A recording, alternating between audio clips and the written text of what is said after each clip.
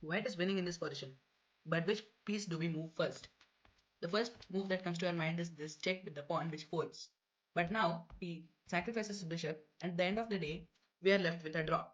So this move does not work.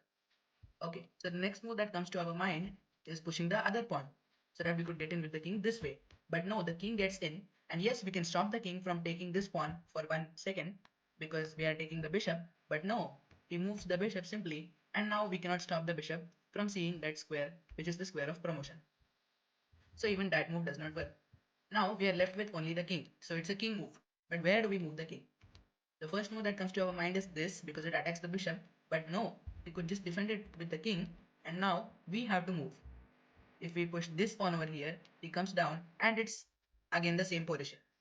If we push this pawn now, then he actually again sacrifices and again takes and it is a draw. So now this move does not work.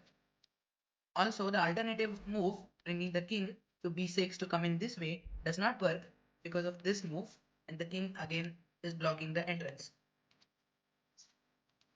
So now we are left with only one move, king to a8. This looks like a little bit of stupidity running the king into the corner, but that is the correct solution. Because after this, he has to come here with the king, and then we play this move. It is again the same position, but remember, now it is black to move.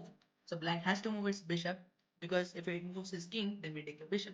And now we push this pawn, and he has to move his bishop once again. And after that, we give a check, and after the king takes, we promote to a queen and win the game.